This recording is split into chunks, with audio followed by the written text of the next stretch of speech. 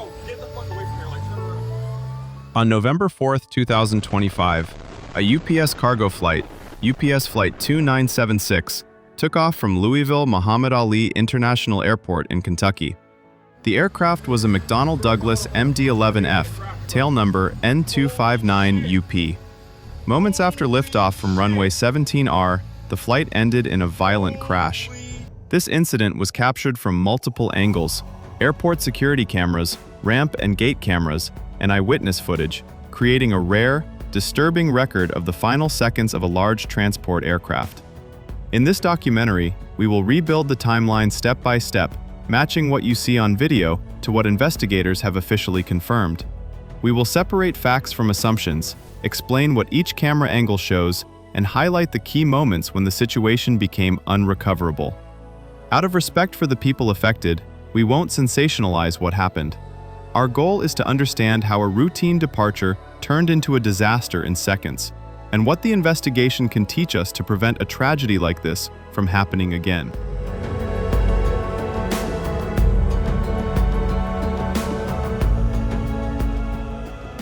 At first, the departure looked routine. According to investigators, UPS Flight 2976 was cleared for takeoff at about 5:11 p.m. local time.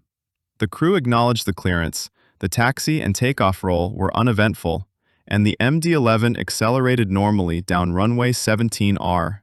Then came the moment everything changed. Shortly after the aircraft rotated, the left engine and its pylons separated from the wing. Surveillance footage shows the engine beginning to burn as it moved above the fuselage before striking the ground. A separate fire also ignited near the left pylon attachment area on the wing, and it continued all the way to impact. From there, the aircraft never truly climbed away. Flight data indicates it reached only a very low altitude after liftoff. It cleared the perimeter fence beyond the runway end, but the left main landing gear struck the roof of a UPS Supply Chain Solutions warehouse at the southern edge of the airport. The MD-11 then continued into a storage yard and hit additional structures, including a petroleum recycling facility, before being largely consumed by fire. Witnesses in the control tower described the takeoff speed as normal, but the climb rate was not. One witness reported the aircraft stopped climbing, began losing altitude, and rolled slightly left just before the crash. In the next section, we'll line up the available camera angles, frame by frame, so you can see exactly when the separation occurs, how the fire develops, and how quickly the flight transitions from a standard departure into an unrecoverable emergency.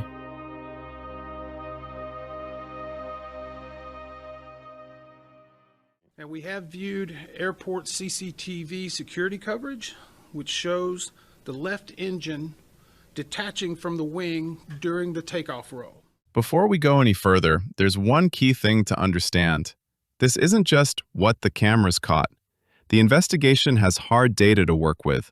Start by acknowledging the impressive work of so many fire departments that took what was a blazing inferno, created by a plane with 38,000 gallons of aviation fuel, and were able to contain it. According to the NTSB's preliminary findings, both the cockpit voice recorder and the flight data recorder were recovered from the wreckage and successfully downloaded. The flight data includes the entire departure sequence, capturing the taxi, the takeoff roll, and the final seconds of the flight, down to hundreds of recorded parameters. On the ground, investigators also documented where the most important pieces ended up. Portions of the left engine and its pylon were found on and near runway 17R, along with fragments from the engine itself.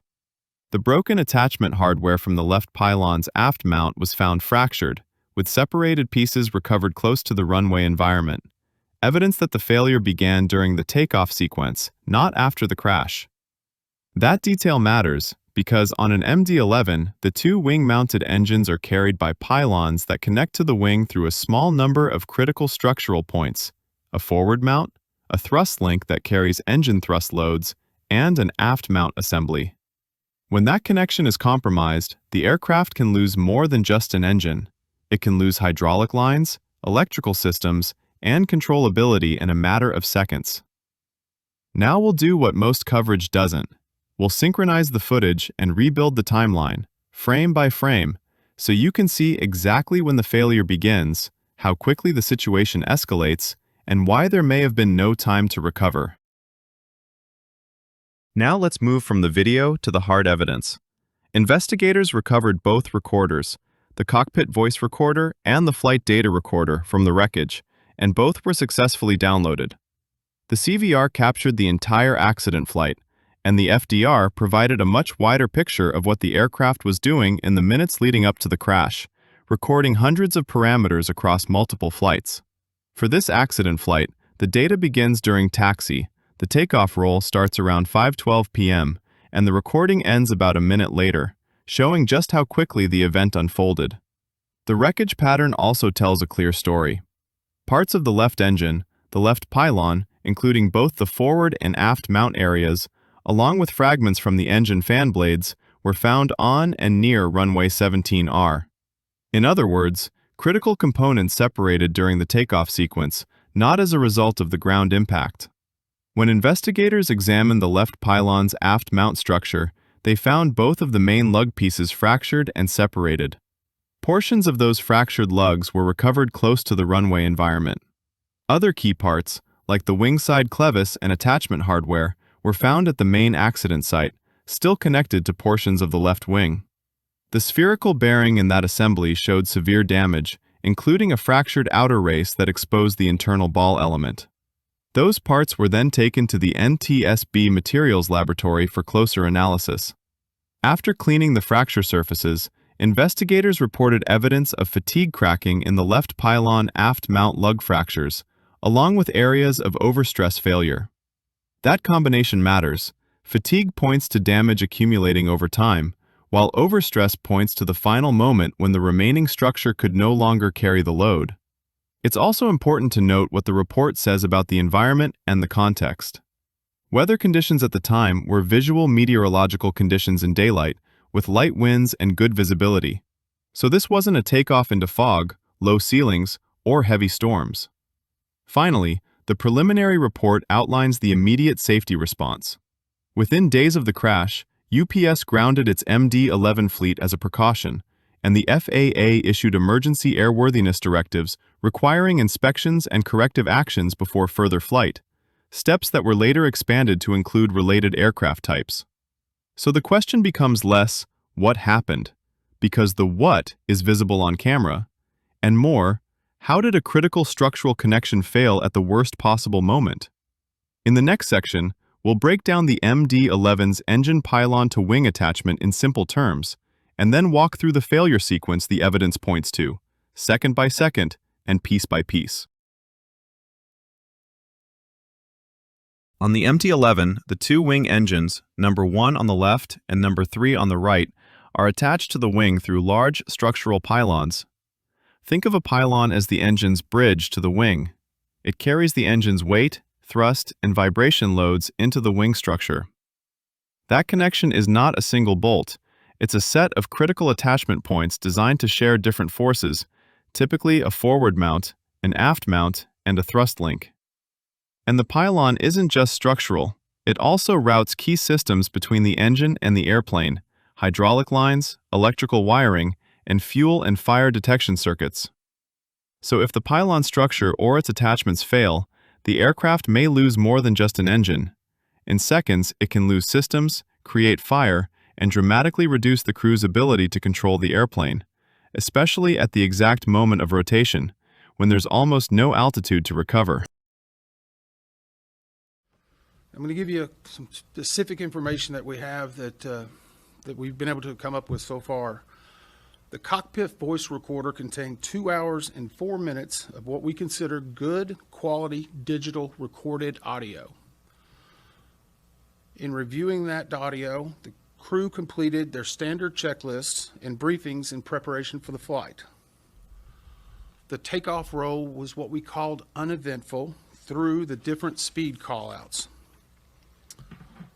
About 37 seconds after the crew called for takeoff thrust, a repeating bell was heard on the CVR, which persisted until the end of the recording 25 seconds later. During this time, the crew engaged in efforts to attempt to control the aircraft before the crash. The NTSB will now be forming a CVR group comprised of technical experts on the MD-11 at the NTSB headquarters in order to review the recording and produce a written transcript.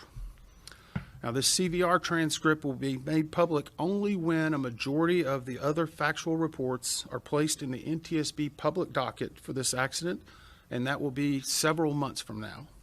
This is where the language in the preliminary findings matters. Investigators describe fatigue cracking on the fractured lug surfaces, along with areas of overstress. Those words have very specific meanings.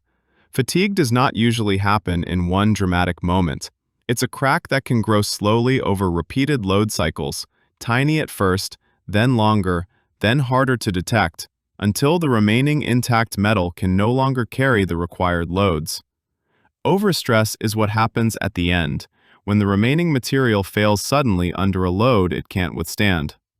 At this stage, investigators are not publishing a final cause, and they are not assigning blame. But the combination of fatigue and overstress tells you what the investigation is tracking: a structural failure that appears to have developed over time, followed by a final rupture during takeoff. Now, let's connect that to what you're actually seeing on camera. When the aircraft rotates, loads change instantly. Thrust is high, the wing is flexing, and the airplane transitions from being supported by the runway to being supported by lift. If a critical pylon attachment is already compromised, that change in loading can be the moment it reaches its limit. In the footage, the sequence is brutally fast.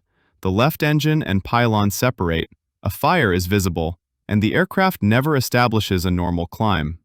That's why synchronization matters, because it reduces the whole event to a clear order of operations, not a blur of chaos. Next, we'll pause on the keyframes and label what's happening in plain English: the separation event, the first visible signs of fire, the aircraft's very low climb profile, and the first ground strike. And then we'll step back and focus on what is not yet known, because that's where responsible reporting matters most. Investigators still have to determine the initiating location and mechanism of the fatigue cracking, how long it may have been developing, and what conditions allowed it to progress to failure. They'll also continue reviewing maintenance history, inspection procedures, and any relevant service information, because in structural investigations, the difference between possible and proven is everything. What happened to UPS Flight 2976 wasn't a mystery caught on one camera. This was a disaster recorded from many angles, and now examined piece by investigators. At this stage, we can be confident about the timeline. A normal takeoff roll, rotation, a sudden failure on the left side, fire, and a crash within seconds, leaving almost no altitude and almost no time to recover.